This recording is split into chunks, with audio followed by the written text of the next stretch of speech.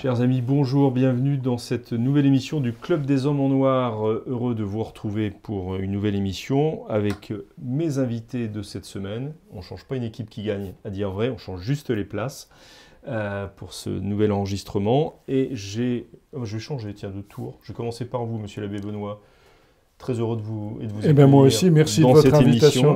Merci de vous déplacer depuis le sanctuaire de Notre-Dame des Enfants. Qui se trouve où d'ailleurs?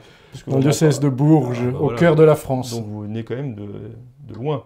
Ah ben c'est au-delà du périphérique, n'est-ce pas, monsieur l'abbé Cellier? C'est déjà la barbarie. C'est déjà la barbarie. Alors, un visage humain. Puisque vous en avez parlé, monsieur l'abbé Cellier, merci de votre présence. Qui est à Paris, rue Jean Goujon, prieur de la chapelle Notre-Dame de Consolation, 23 rue Jean Goujon, à côté de l'avenue Montaigne, où ces dames achètent leurs robes et leurs parfums.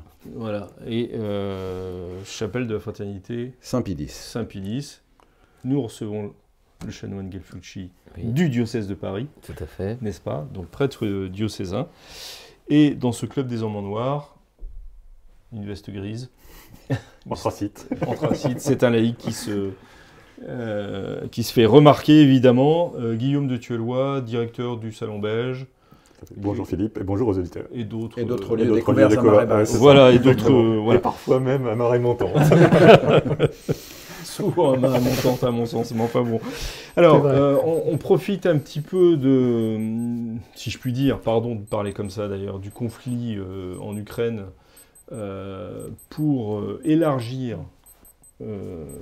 notre sujet et pour parler des différences entre l'orthodoxie.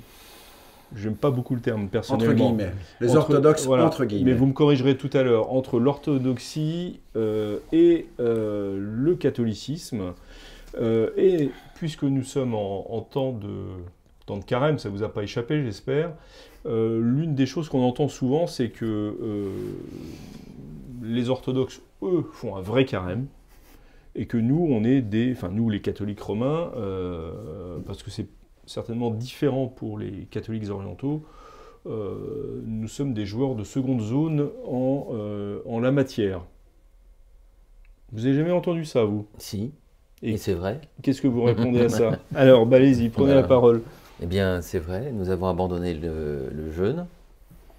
Donc, nous n'avons plus que, depuis 1983, mais même avant, nous n'avons plus que 2 jours de jeûne obligatoires. Le mercredi des cendres et le vendredi saint. C'est quand même très modeste. Rappelons exactement ce qu'est le jeûne pour l'Église catholique. Le jeûne pour l'Église catholique, c'est un bol d'un liquide, du café, même du chocolat au lait, un morceau de pain, certains, scrupuleux pèsent leur pain pour pas que ça soit pas quand même une miche de pain. Donc, ensuite, un repas normal, donc c'est quand même pas très très dur, sans viande. Oui, c'est 2 collations et un repas normal. Et puis ensuite, le soir, une soupe et à nouveau le morceau de pain. Vous êtes très pain, vous. Si je prends une biscotte il y a des personnes qui jeûnent toute l'année, qui prennent seulement un bol le matin, un repas le midi et une soupe le soir. Et donc, ce jeûne, théoriquement, il est vraiment très simple. Donc, actuellement. Hein. La loi actuelle dans l'Église, c'est 2 jours... on l'a supprimé après la Seconde Guerre mondiale. Pendant la Seconde Guerre mondiale. À cause des privations. Et on n'a pas rétabli. On n'a pas rétabli. Fondamentalement, le jeûne, c'est un repas par jour. Monsieur, le jeûne, un repas par jour, c'est ça le principe, avec effectivement la possibilité d'une petite collation avant et après. Mais c'est ça la règle. Et effectivement, les orientaux, parce que vous dites les orthodoxes. D'abord, les orthodoxes, c'est entre guillemets pour vous les orientaux, catholiques et non catholiques, effectivement, ont un carême beaucoup plus rigoureux que celui des latins aujourd'hui, depuis effectivement la Seconde Guerre mondiale. Ce qui d'ailleurs avait été une chose amusante, c'est que dans le monastère de l'Union créé par Don Lambert Baudouin à Cheftogne, où il y avait des moines latins et des moines byzantins, ça a causé des frictions parce qu'effectivement, ils n'avaient pas le même rythme alimentaire et que notamment les byzantins catholiques, c'était un monastère catholique, critiquaient leurs confrères latins. Alors après, ça c'est le principe. il faut voir dans la pratique. J'aimerais voir ce que pratiquent effectivement les orientaux. Mais en tout cas, sur le principe et sur la règle, ils ont le carême beaucoup plus traditionnel. Donc, ça, c'était l'autre aspect de ma question. Leur pratique, qu'elle soit réelle ou pas, ça c'est autre chose, mais leur pratique est issue de la tradition des pères, si je puis dire. Voilà. Je pense qu'il faut ajouter quand même aussi que pour eux, d'abord il y a plusieurs carèmes, il y en a 4 dans l'année, il y a l'équivalent de notre Avent, et puis il y a toutes les fêtes de ce que nous on appelle encore les 4 temps. J'ai dit dans l'ancien régime, mais dans l'ancienne donc forme. en gros pour le 15 août, pour Noël, pour Pâques, et puis le troisième ça doit être pour la fête de la Croix Glorieuse, je sais pas. Mais bref, il y a 4 carèmes de durée plus ou moins longue. Et surtout, ce qui est important, c'est que non seulement il y a plus de jeûne, mais il y a plus d'abstinence. Et pour moi, l'abstinence est d'une certaine façon plus importante dans la discipline ecclésiastique que le jeûne, parce que ça nous donne la durée, en fait. Se préparer à Pâques, c'est cette semaine. Allez-y. Oui, non, au contraire.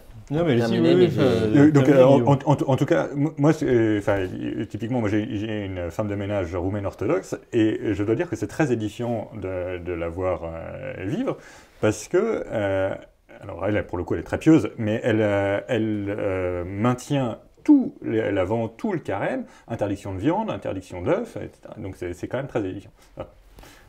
Non, mais c'est exactement ça. Et ça veut dire quoi exactement ça? Ce que vous venez de dire, c'est exactement un point particulier, parce que lorsque vous aviez les 40 heures au XVIe siècle contre les excès du carnaval, quand vous avez encore le Mardi Gras, carnaval c'est carnevale, salut la viande.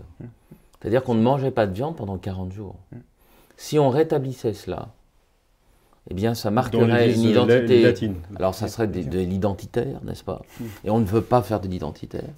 Mais si on le rétablissait, eh bien, si vous voulez, les musulmans nous regarderaient et dire, vous n'avez pas mangé de viande pendant 40 jours? Oui, en l'honneur de Dieu.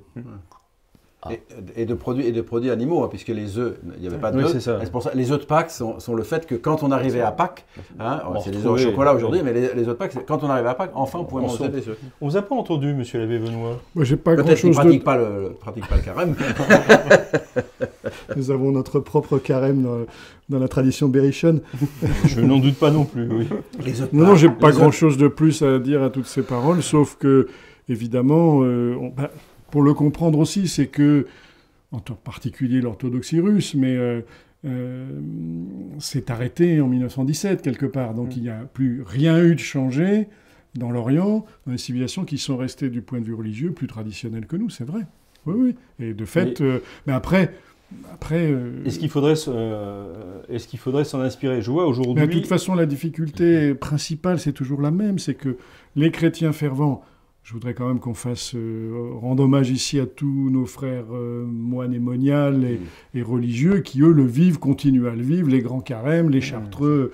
Je veux dire, il y a plus de jours de jeûne et de carême dans leur année que de jours de fête. Je dirais, sûr, mais mais là on parle pour les fidèles. Oui, mais pour le fidèle moyen, je dirais, c'est toujours la même chose, des lois canoniques que l'on peut donner, mais si elles ne sont pas appliquées, si on n'y invite pas, si on n'invite pas à la ferveur... On va avoir du mal à inviter à respecter les lois si les lois ne sont pas émises. Moi la question... Non, mais elles sont libres. Par exemple, pour le carême, on conseille fortement de ne pas manger de viande, de faire abstinence les vendredis de carême.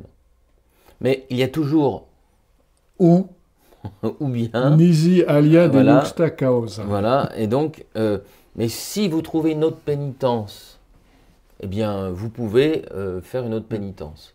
Et les vendredis de l'année, c'est un simple conseil. Vous voyez? Et les vendredis de carême, alors là, si vous mangez un beefsteak un vendredi de carême, quand même, si vous êtes fumeur, ne fumez pas ce jour-là. Ou alors, si vous êtes un colérique, ne vous mettez vraiment pas en colère ce jour-là. Si vous visitez un malade un vendredi de carême, vous pouvez prendre un beefsteak. Si vous voulez, c'est tellement compliqué, c'est tellement libre qu'à la fin, on ne fait plus rien. Oui, il n'y a plus de normes.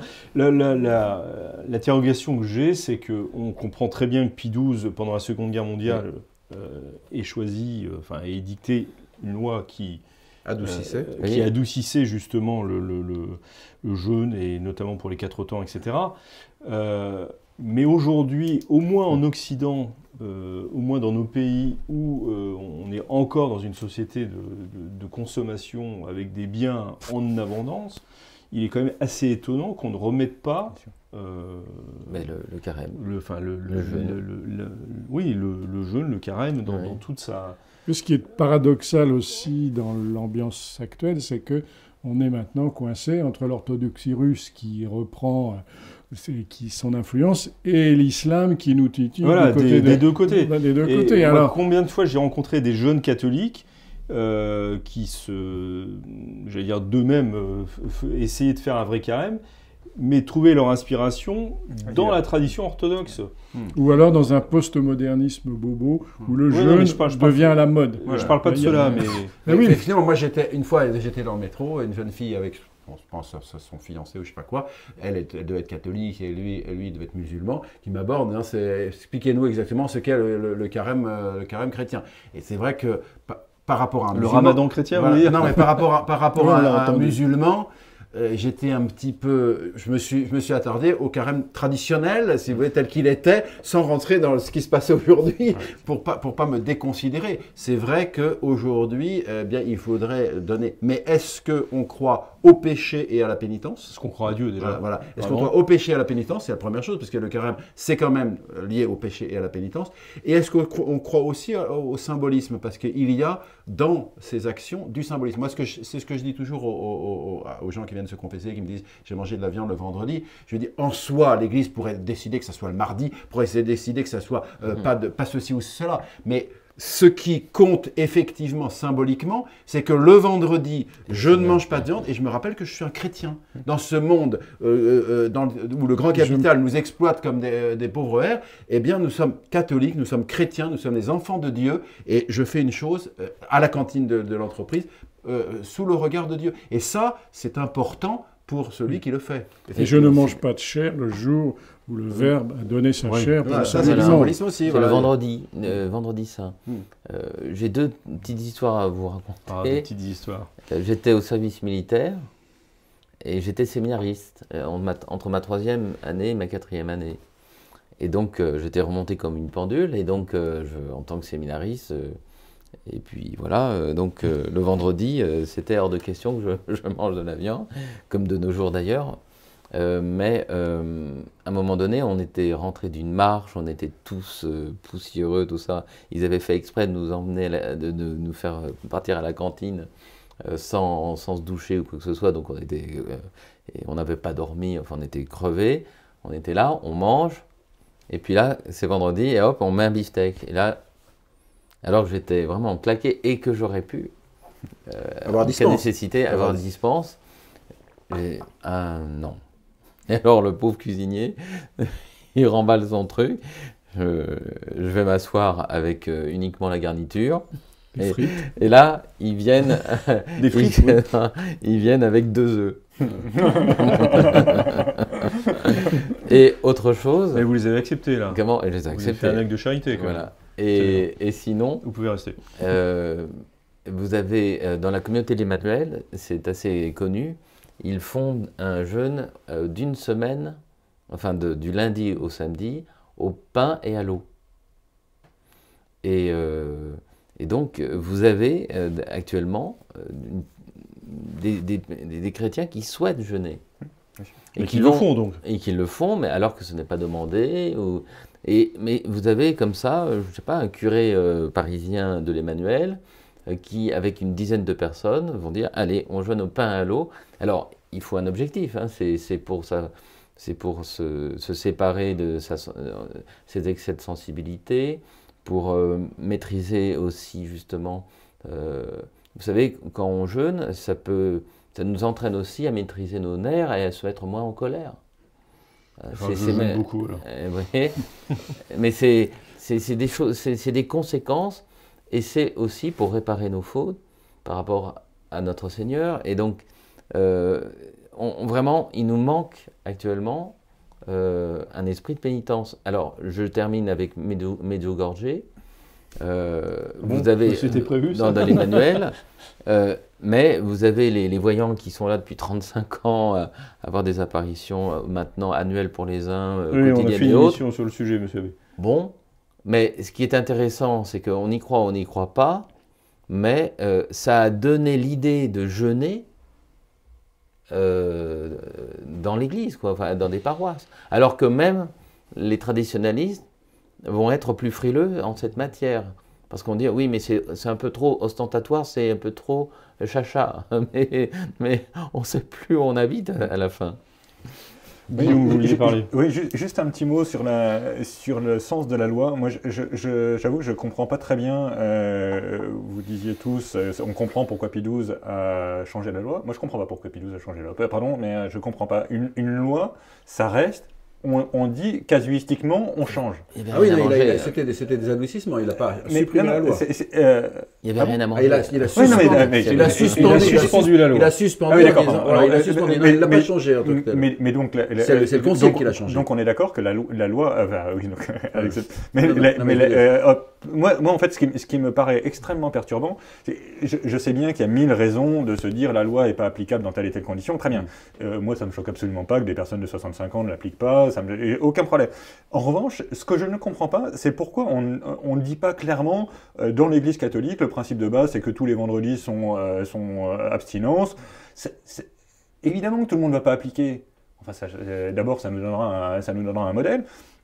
Moi, j'avais été assez frappé par ce que disait Guillaume Cuchet sur l'obligation dominicale. Il a dit, à partir du moment où ça n'est plus une obligation, il paraît qu'on a C'est toujours une obligation. Ah bon, parce que lui disait qu'il y avait eu des Non, mais ça amendements a été- épiscopaux qui ça a été disaient que compris c'était... comme Bref, comme ayant disparu, en tout cas, beaucoup de gens ont dit, évidemment, c'est par amour qu'on va aller...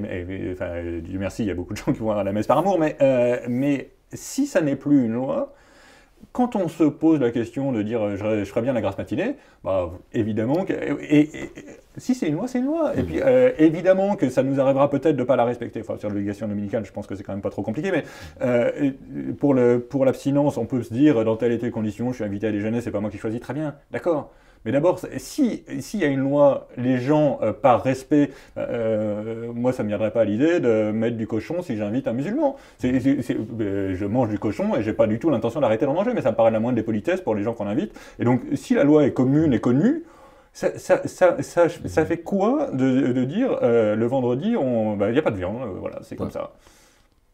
Et donc, pour moi, c'est plus facile pour tout le monde, en fait. Oui.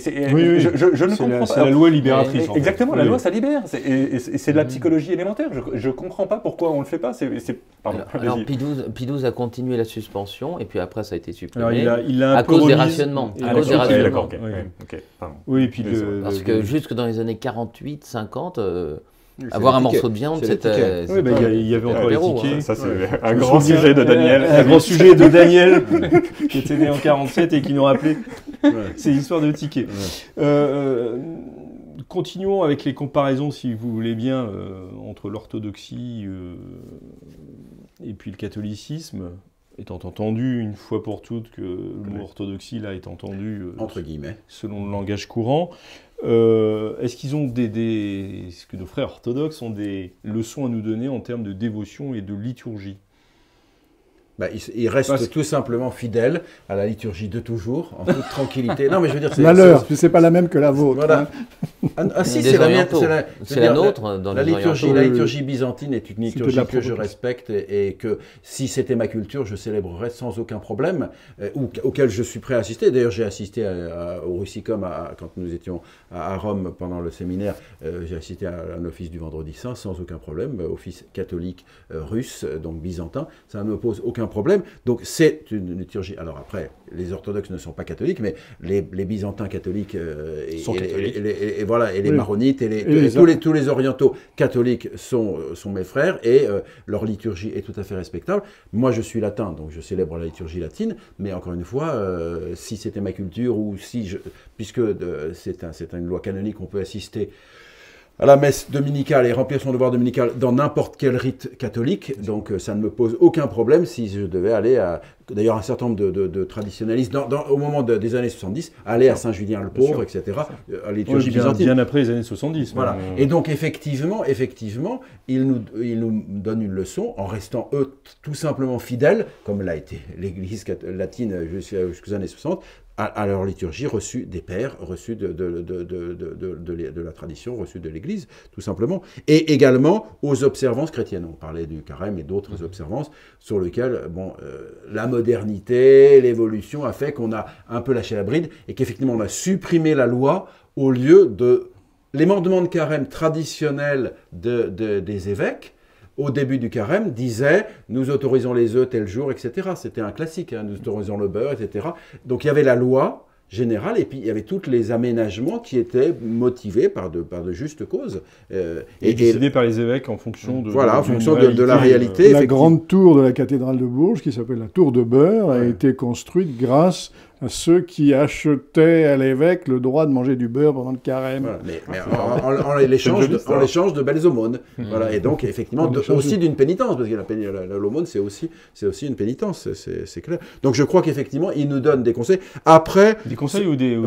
un exemple. Après, c'est en soi. Car les confrères qui sont allés en Terre Sainte m'ont dit que les célébrations par les orientaux ne sont pas toujours très édifiantes. Hein.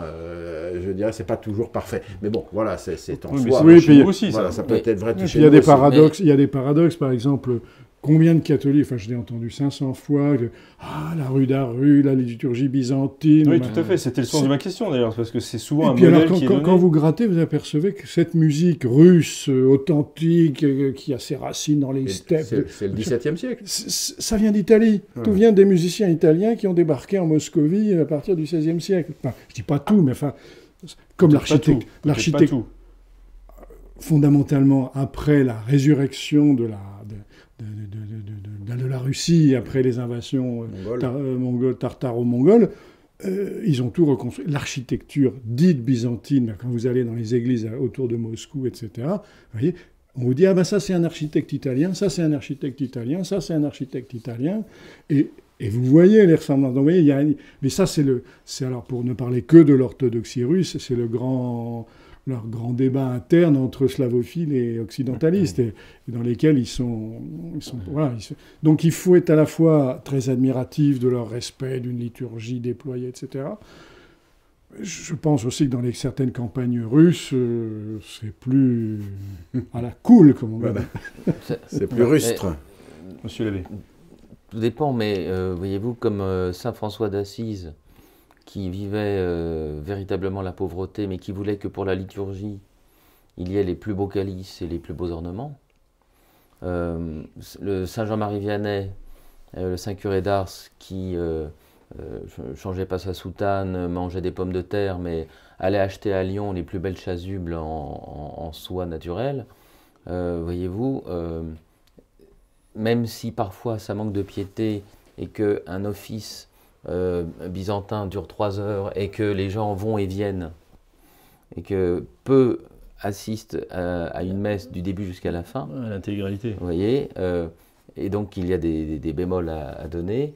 Ce sens du sacré et la mystique qu'il y a dans la vie orientale est une leçon pour nous dans un Occident qui s'est complètement desséché de ce point de vue, avec des liturgies minimalistes, avec des chasubles qui ne ressemblaient plus à rien du tout, à des ponchos. Quand vous pensez que les jeunes prêtres en sont totalement conscients et que ce sont eux qui achètent des belles chasubles pour les mettre dans les paroisses.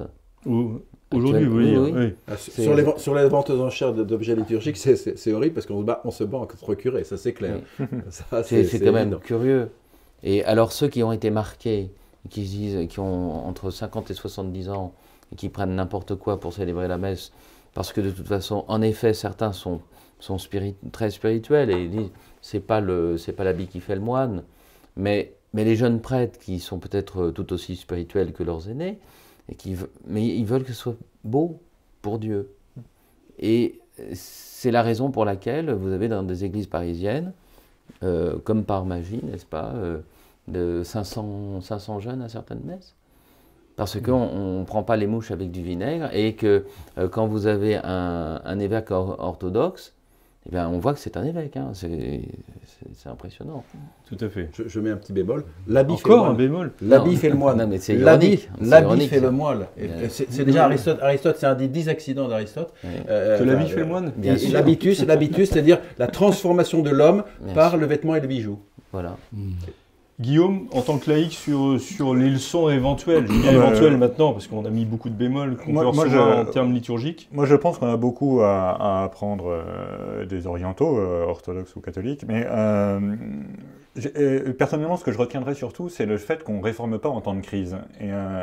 Et il paraît, enfin c'est une légende qui court, je ne sais pas du tout si elle est fondée historiquement, mais on dit qu'après 1917, il y a eu un Saint-Synode russe qui s'est réuni pour savoir si on pouvait avoir des messes abrégées pendant la persécution. Et on a tous les textes, ils l'ont décidé, tout a été voté. Et je trouve que c'est absolument... Enfin, c'est merveilleux qu'une majorité ou une unanimité d'évêques disent non, attendez, on est en train de persécution, justement, on ne change rien. Alors, je suis désolé, c'est pas exactement comme ça que ça s'est passé. Le concile a eu lieu, il a voté toutes les résolutions, et puis il s'est passé après. Donc, d'une certaine façon, Guillaume, je vous remercie le communisme d'avoir empêché un Vatican II orthodoxe. Non, moi, en fait, c'est pas du tout ça que je veux dire. Pardon. Ce que je pointe, c'est simplement que, typiquement, quand on a les agressions de la modernité qu'on a aujourd'hui, c'est pas le moment de se poser la question de savoir s'il faut adoucir ou pas l'abstinence ou le jeûne. C'est au contraire, il faut résister, et quand l'agression sera moins violente, on pourra peut-être se poser la question de savoir si c'est opportun ou pas de maintenir. Ça n'empêche pas du tout d'avoir toute la charité possible dans les confessionnaux, j'ai aucune objection à ça. Mais c'est de la casuistique, c'est pas la loi. On ne change pas la loi quand on est en persécution. Et alors évidemment, comparaison n'a pas raison, on n'est pas en persécution brutale, etc.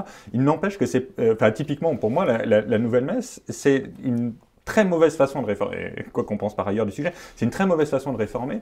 C'est pas sous la pression de l'extérieur qu'on doit réformer. C'est peut-être qu'on peut se poser la question de savoir s'il est opportun que d'autres personnes découvrent la liturgie avec des choses plus faciles pour la participation, ce que vous voulez. Il y a des choses qui sont pas aberrantes dans le raisonnement de la nouvelle messe.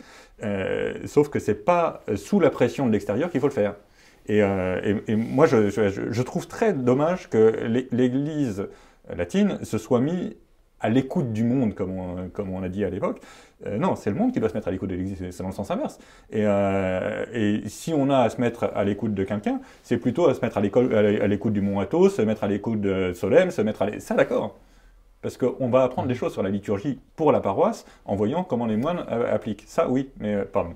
Je m'emballe un peu, mais c'est très bien. Non, mais je pense que c'est... Emballez-vous. Il ne faudrait pas que ça s'arrête avant qu'on ait parlé de la piété mariale, parce qu'elle est très importante chez les orthodoxes, mais il y a un diamant qui manque à la couronne de la Vierge dans l'orthodoxie, c'est l'Immaculée Conception.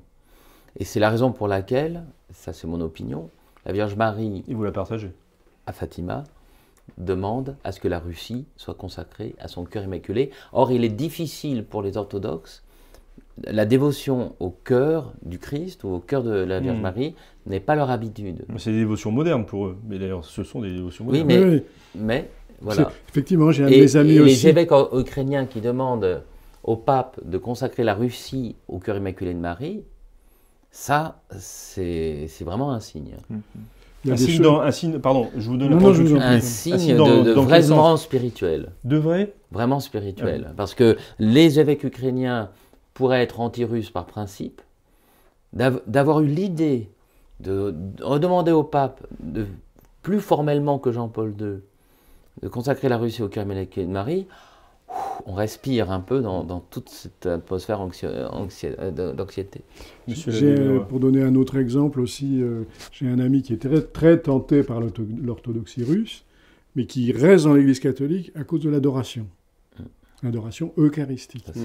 Pour lui, s'il y a quelque chose qui, grâce à Dieu, enfin la providence, voilà, mais ça aussi, ça fait partie de ces choses. C'est indiscret de vous demander pourquoi cette personne est tentée par l'orthodoxie. Écoutez, je ne suis pas dans sa tête, comme je ne suis pas dans la tête de Vladimir Poutine, pour reprendre le titre d'un excellent ouvrage. De fait, il y a tout ce qu'on vient de dire là qui converge dans le sens de considérer l'Église latine comme en perte de vitesse, comme en perte de ferveur, comme en perte de respect de la tradition, et que l'image que donne l'orthodoxie en général, avec des guillemets, et l'orthodoxie russe en particulier, est attirante, plus le fait que le césaropapisme, qui est aussi une dimension du monde orthodoxe... On va en parler, enfin, j'espère. Enfin, je veux dire, voilà, quand on est un homme d'ordre, on aime avoir une religion... On est vers Guillaume en disant ça. On aime une religion... Je suis pas du tout tenté par le césaropapisme, personnellement. Oui. Non, mais on est, enfin, beaucoup parmi nous, devant la faillite des gouvernements occidentaux, voient un pays dans lequel il y a un homme à poigne qui a des principes relativement clairs et qui les applique. Et qu'en plus, il protège de son parapluie une église qui l'aide à se reconstruire. Il y a des gens à qui ça fait envie. Bien sûr, je comprends très bien. En plus, dans les troupes aéroportées russes, on parachute des chapelles gonflables qu'on va installer sur le terrain au moment de la conquête. C'est l'absolu. C'est l'absolu, effectivement. Depuis le début, je parle d'orthodoxie comme s'il n'y avait qu'une orthodoxie. Est-ce qu'il n'y a qu'une orthodoxie, d'ailleurs, entre guillemets, ou est-ce que... non, il y a une... Non, mais d'abord, orthodoxe, entre guillemets, orthodoxe, c'est les Byzantins. C'est-à-dire le principal groupe donc des catholiques, des chrétiens orientaux, le principal groupe, moins par les Grecs qui sont quand même peu nombreux, à part la Grèce elle-même, que par les Russes qui sont évidemment beaucoup plus nombreux, et les Russes et les satellites slaves, si vous voulez. Mais après, vous avez les Maronites, vous avez les Syro-Malabars, vous avez toutes sortes, les Chaldéens, etc., toutes sortes d'autres orientaux qui sont tous divisés entre catholiques et non catholiques. Les seuls qui n'étant pas divisés, c'est les Maronites, bien sûr, libanais. Et donc, effectivement, nous disons souvent les orthodoxes, alors qu'en fait, il faut dire les chrétiens orientaux.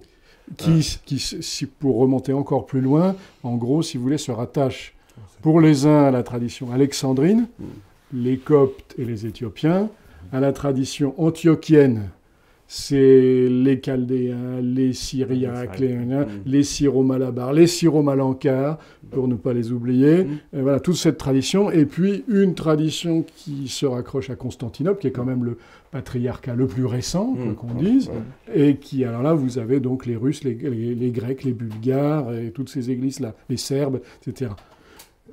Extrêmement divisés entre eux. Parce que ça, il faut le dire aussi. Oui, c'était aussi le sens de ma question. Voilà.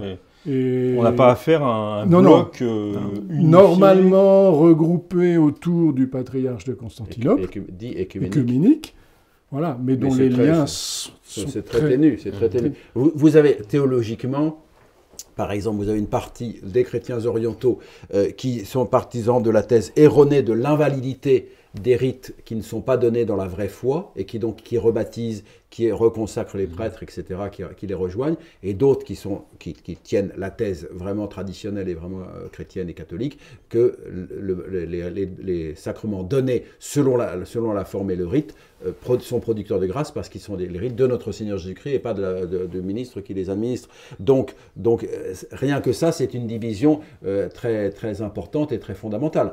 Même à l'intérieur de l'orthodoxie, disons russe ou slave, vous avez des groupes qui rebaptisent, etc., et d'autres qui ne le font pas. Sans compter le grand schisme qui a coupé en deux l'Église russe, avec au XVIe siècle, qui s'appelle le schisme des vieux croyants. Voilà, puisqu'ils ont changé, à l'époque, ils ont fait une réforme liturgique.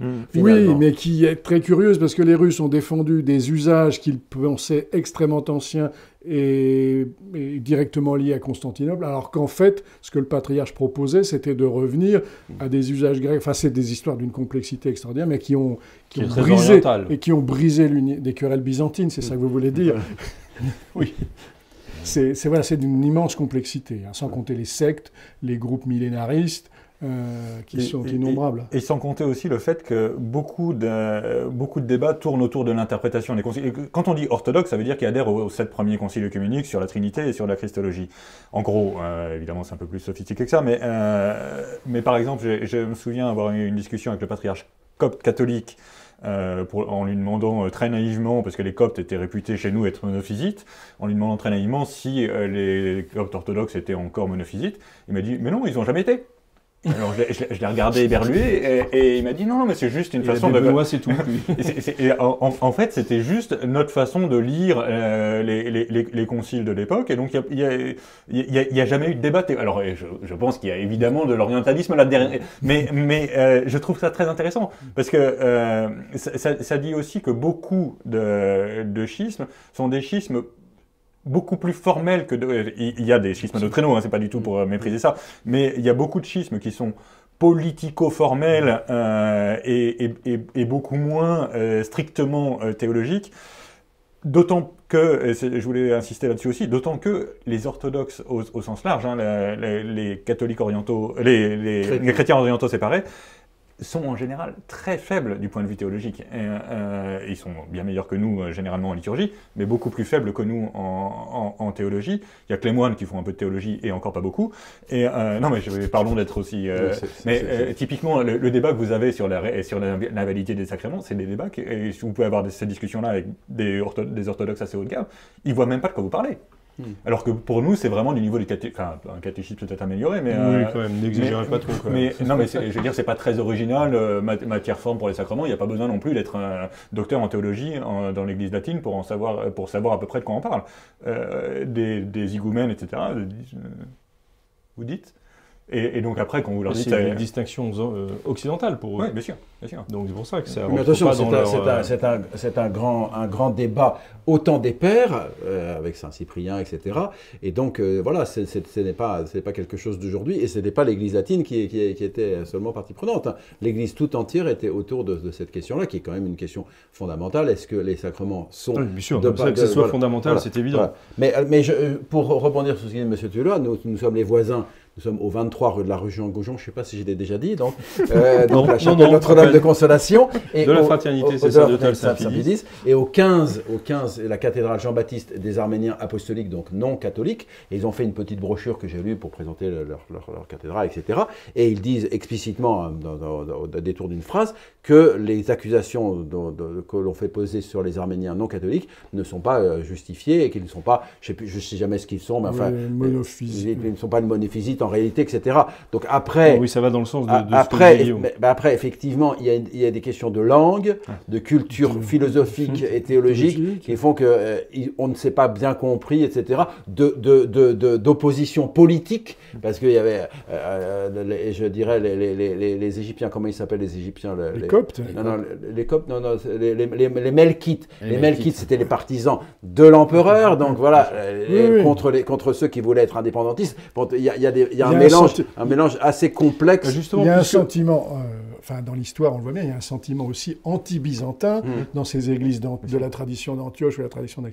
Enfin, ils préfèrent être n'importe quoi que soumis à Byzance, et que Byzance, de son côté, qui reproche à l'église romaine et à l'église latine son impérialisme, en particulier dans les régions hélas, tragiquement frappée aujourd'hui, que Byzance a appliqué sans aucune espèce de scrupule aux traditions qui n'étaient pas la sienne.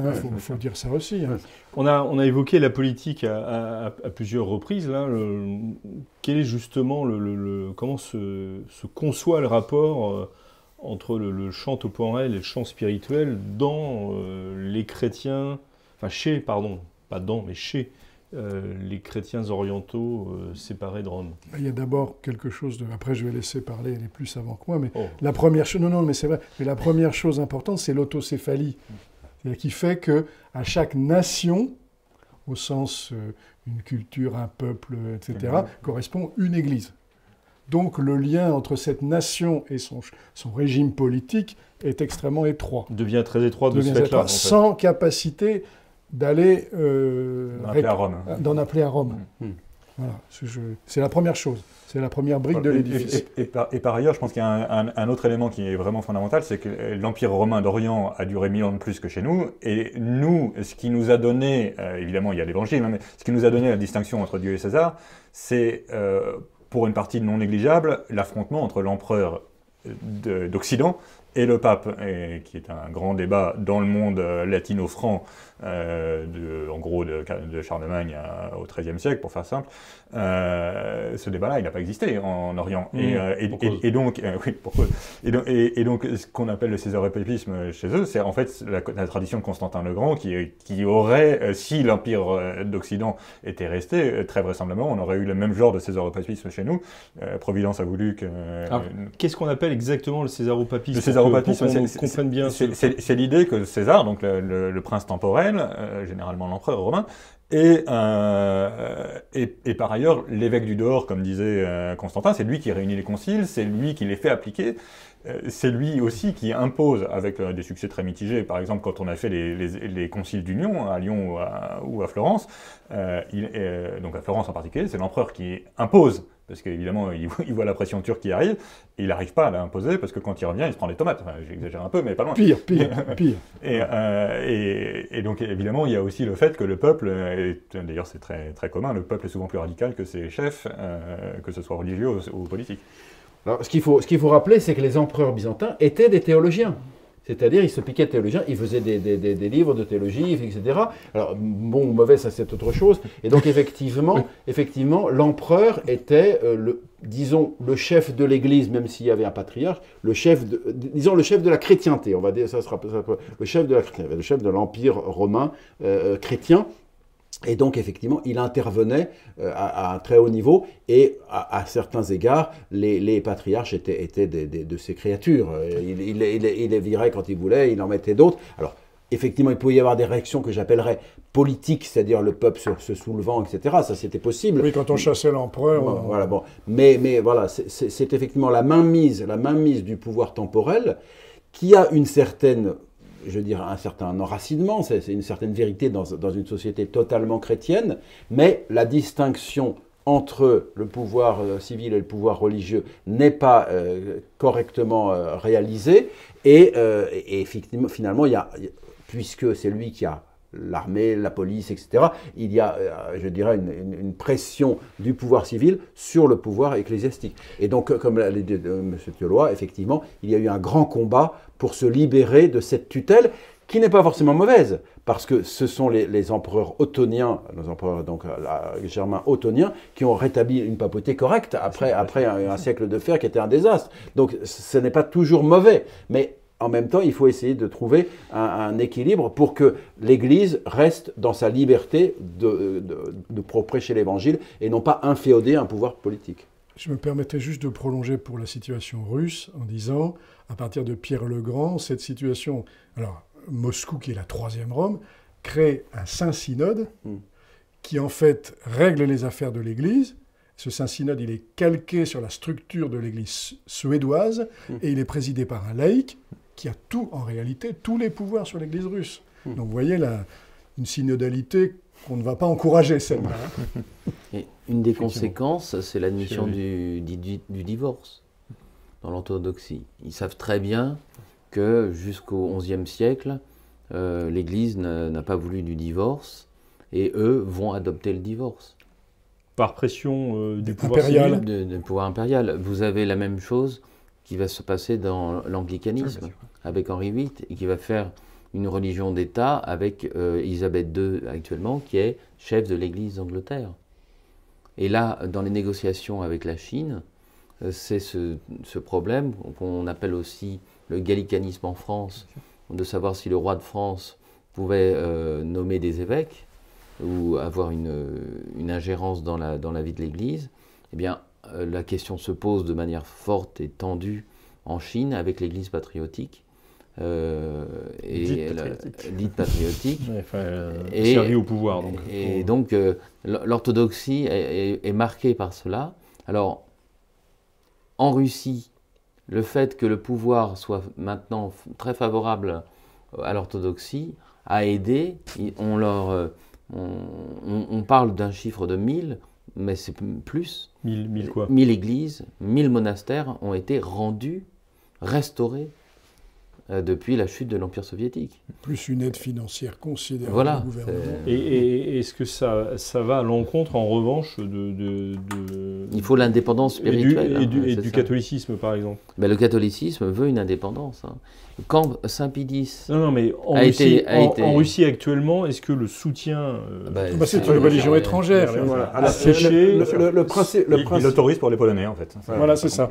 D'accord, oui, on reste dans vraiment une conception très nationale. Et très nationale, voilà. très moderne. Cela dit, ils estiment que c'est une terre byzantine.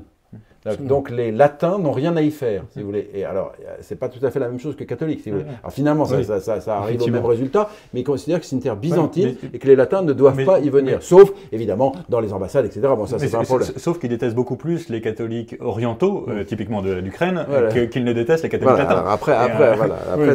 Il faut rappeler que uniat, le terme qu'on emploie, est un terme de mépris pour ceux qui ont trahi l'orthodoxie. Ils sont considérés comme des traîtres à l'orthodoxie, oui. Voilà.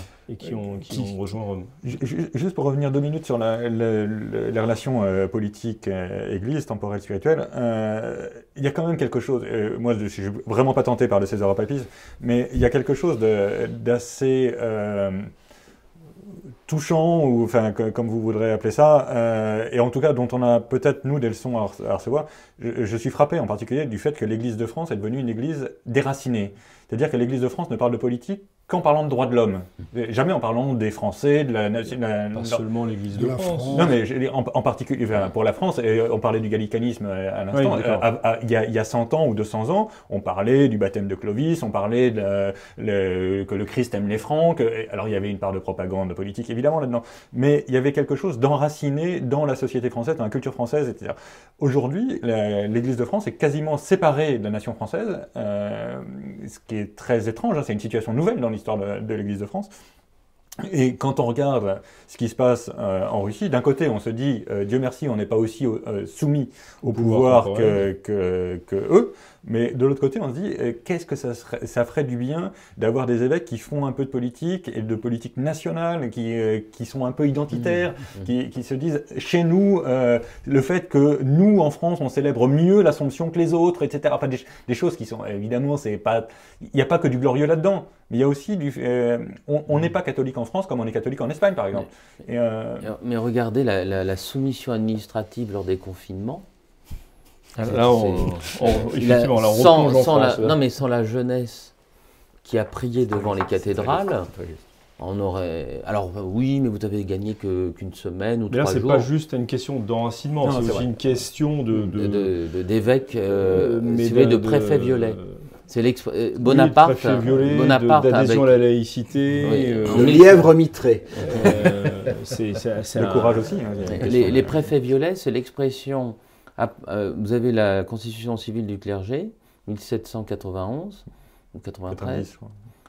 Et vous avez Bonaparte qui ensuite va rétablir l'Église, mais attention, on lui obéit.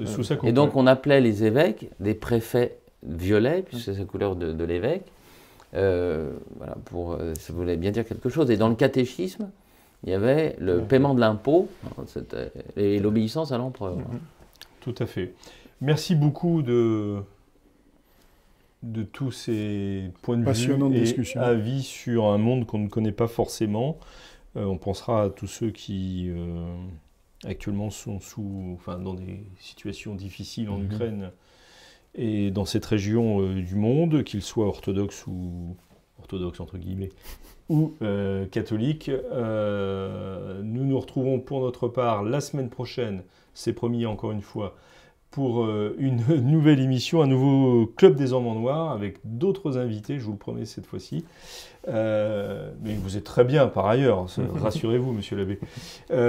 En attendant, que Dieu vous garde, au revoir.